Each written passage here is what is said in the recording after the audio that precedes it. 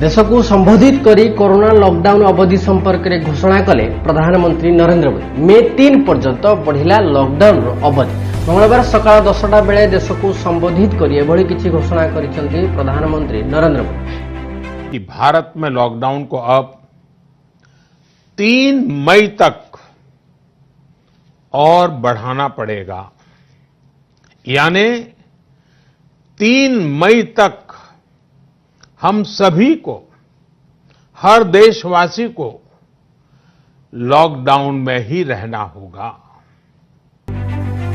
एपरिक lockdown नियम को आहरी कड़ाकड़ी से कहते जो कोरोना संक्रमित बढ़े सेठारे कड़ाकड़ी कटकणा। बुधवार एने आसिबो नुआ गाइडलाइन। एप्रिल 20 पर्यंत थाना वारी जिला वारी कोरोना स्थिति समीक्षा करा एप्रिल 20 पर किसी स्थान में स्थिति देखि कोहल करा जो अंचल नुआ कोरोना मामला न आसिबो सेठारे एप्रिल 20 पर कोहल करा जदि कोहल करा जायथिबा स्थान में पुणी नुआ मामला देखा ताहले पुणी सेठारे लागू होइजिबो कटकणा। जोठारे नुआ कोरोना संक्रमित देखा सेठारे मे 3 पर्यंत लॉकडाउन जारी रहिबो। सेपटे द्वितीय पर्यायर कटकणा कोहल करथिले राज्य सरकार। चाषी और श्रमिकों समेत 13टी विभाग को मिलता अनुमति। राज्य सरकार एप्रिल 30 जाए लॉकडाउन अवधि बढ़ाई बेले द्वितीय पर्याय तालाबंद समय किसी कटकणा को कोहल करथिले।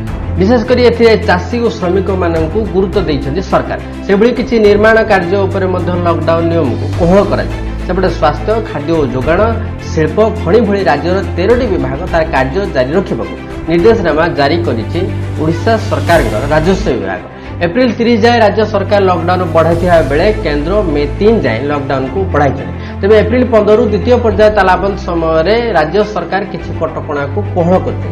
विशेषकर एथिरे चाषी मानक गुरुत्व देइछन्ति सरकार। धान बुणा तली रुआ फसल अमल बिहन परिवहन चाष पई ट्रैक्टर व्यवहार को मिली अनुमति। यही समय कृषि जंत्रपाति विक्रय और मरामती केन्द्र रासायनिक सार और शीतल भंडार केन्द्र खोला रहिबो। सेभली खरीफ ऋण जोगाई देबाकू सबु बैंक कार्य करिवे। ऑफिस मध्य खोला रहिबो। रबी धान संग्रह पई 17 रु 18 जिल्ला रे मंडी खोला रहिबो। अंडा माछ मांस दुग्ध आदि द्रव्यर परिवहन चालू रहिबो। सेभली माछ खाद्य पशु खाद्य उत्पादन और परिवहन और जोगाण जारी रहिबो। या छडा प्राणी चिकित्सालय और टीकाकरण केन्द्र भी खोला रहिबो। पोखरी माछ चाष माछ धरा सामुद्रिक माछ धरा चालू रहिबो।